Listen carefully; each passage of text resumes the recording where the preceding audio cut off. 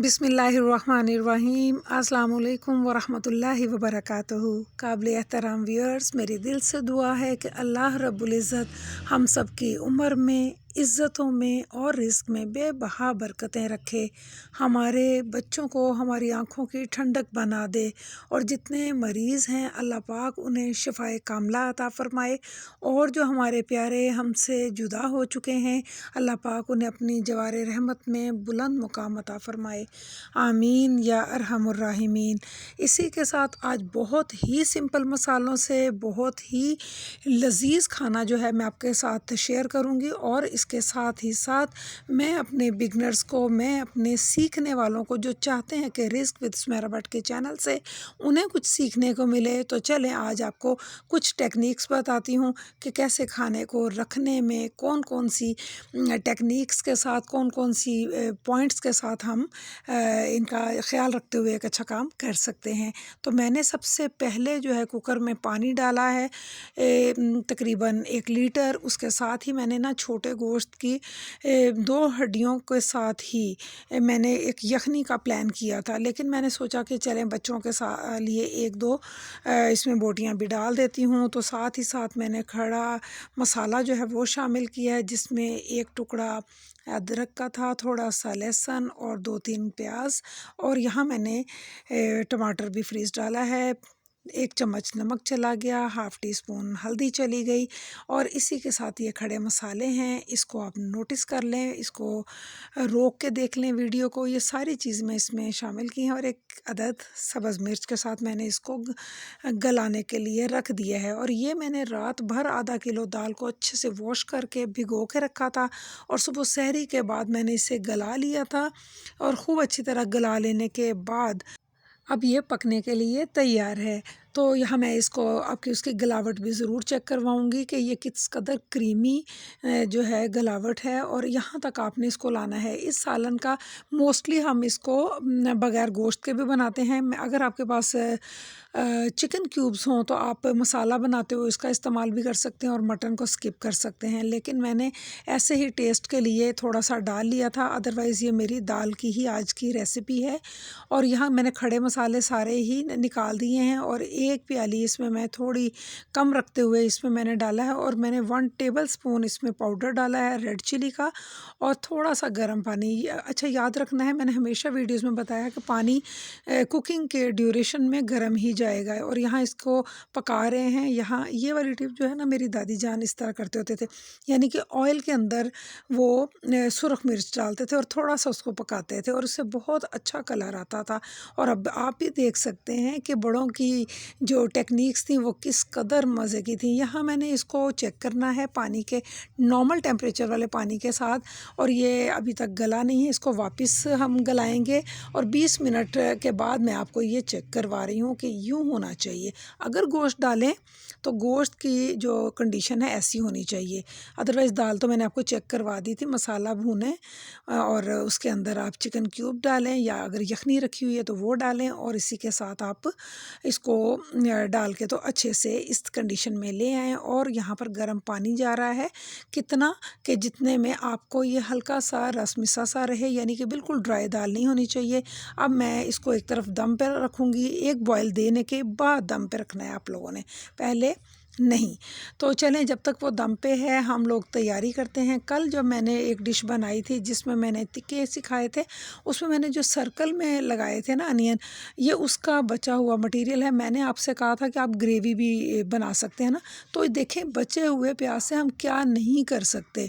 अगर आपको आज ज़रूरत पड़ गई है, मैंने ग्रेवी नहीं बनाई तो चले मैंने इस तरीके से इसको इस्तेमाल कर लिया। तो मैंने इसको ना 2 कंडीशन में आपने नोटिस करना है, इस वीडियो को ऐसे ही नहीं देखना। इसमें मैंने नमक डाला है 1 पिंच और थोड़ा सा मैं इसमें कह लें कि लेमन के ड्रॉप्स डाल दूंगी और इससे बड़ा अच्छा फ्लेवर हो जाता है।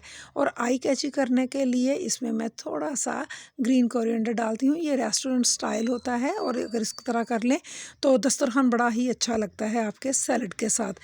इसको निकाल लेंगे। लेकिन मैंने इसके ऊपर जो बात बताई थी ना गौर करने वाली, वो ये है कि हमने जो रिंग्स वाला पोर्शन था ना, अंदर अंदर के भी रिंग्स थे ना, बड़े रिंग्स मैंने वहाँ लगाए थे, छोटे रिंग्स मैंने अलग निकाले, और जो ये इसमें से अंदर का जो हिस्सा होता है ना, उसको मैंने चॉप कर लिया है नाइफ़ की मदद से। इससे मैं एक और सैलड बना रही हूँ। इसमें थोड़ी सी मैंने डाली है टमाटर, और साथ में थोड़ा सा खीरा डाला है। इसके अंदर कुछ ड्रॉप्स जाएंगे लेमन के, जो कि इसके फ्लेवर को बहुत बहुत बहुत रिच कर देते हैं। और साथ में बंद गोभी बिल्कुल बारीक फ़ाइन कटिंग करनी है आपने, और इसके साथ इसको अच्छे से मिक्स कर लीजिए। और मैं फिर फाइनल में आपको दिखाऊंगी, थोड़ा सा नमक भी हमने फ्लेवर के लिए डालना होता है सैलड में। और साथ में वही कल वाले स्लाइसिस थे, बचे हुए थे। देखें, यही तो नफासत है, यही तो सलीका है जो हमें आपस में शेयर करना है और अपने आने वाली नस्लों को देना है। तो जब तक मैं एक पराठा बना लूँ अपने लिए, और फैमिली के लिए मैंने फुलके बनाए हैं, तो पराठा जो है वो तो बस आप सबको भी बहुत अच्छा लगता है। मेरा बनाया हुआ भी आप लोगों को पसंद आता है, इसके लिए मैं बहुत ज़्यादा शुक्रगुज़ार हूँ आप लोगों की। और यहाँ पर ये देखिए कि इसकी सर्विंग में एक काम किया करें कि मेरी तमाम जो यूट्यूब फैमिली है वो देखे कि जब भी आप नान सर्व करें या पराठा सर्व करें, आप इस तरीके से ना इसकी कटिंग कर लिया करें। इस तरह रखे हुए भी अच्छा लगता है, और जो कितना खाना चाहता है उसके बाद जो बकिया उसका होता है ना हिस्सा, वो बुरा भी नहीं लगता। अगर हम अपना एक पराठा शुरू करते हैं, कोई फैमिली मेम्बर भी अगर कर लेता है, और 2-4 नवालों के बाद उसका दिल नहीं करता, तो बाद में वो देखने में भला नहीं लग रहा होता। तो ये नफासतें मैंने अपने अहले ख़ाना से सीखी हैं, अपनी मदर से सीखा है, बाबा जान से सीखा है, और अल्लाह मेरी फूफो की मग़फ़िरत फ़रमाए, मैंने अपनी बड़ी फूफो जान से भी बहुत बहुत कुछ सीखा। अल्लाह ताला उन्हें बहुत बहुत आसानियाँ दे अगले जहान में।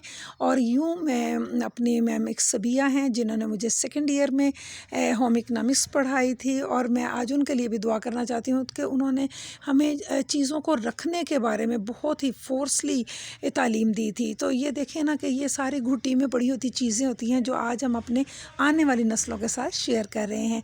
तो ये देखिए दम पे रखने से किस कदर खूबसूरत दिलकश इसके ऊपर आया है रोगन। और अब हम इसको डिश आउट करते हैं और फिर अगली मंजिल की तरफ चलते हैं, देखते हैं कि हमारा आज का दस्तरखान कैसा है। इसमें मैंने अचार रखा है जो दाल के साथ कॉम्प्लीमेंट करता है। ये 2 तरह के सैलड्स हैं, और ये तो बहुत ही ज़्यादा कमाल टेस्ट दे रहे थे। और ये जो चटनी है, ये ग्रीन चटनी सिरके के साथ है। इंशाल्लाह ज़रूर इसकी रेसिपी आने वाले दिनों में शेयर करूँगी।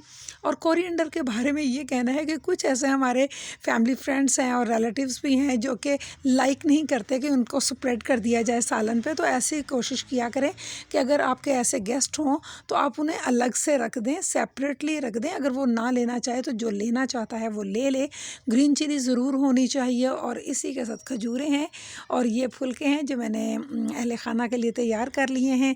तो खजूरों और अफ्तारी की बिल्कुल लास्ट मोमेंट्स पे मैं ये वीडियो जो है ये कैप्चर कर रही हूँ। और आप लोग भी दुआ कीजिए अल्लाह ताला हमारे रिज़्क़ में बरकतें रखे, हमारी ज़िंदगियों में जो है वो बरकतें रखे। यहाँ मैंने सालन जो है रख के इसके ऊपर हल्का सा गरम मसाला डाल दिया है, और ये देखिए इस वक्त मैं इसे डिश आउट कर रही हूँ। तो मैं उम्मीद करती हूँ कि आप लोगों को मेरी आज की काविश पसंद आई होगी। अगर आप लोगों को मेरी कोशिश पसंद आए तो प्लीज़ कमेंट बॉक्स में आप कमेंट दिया करें।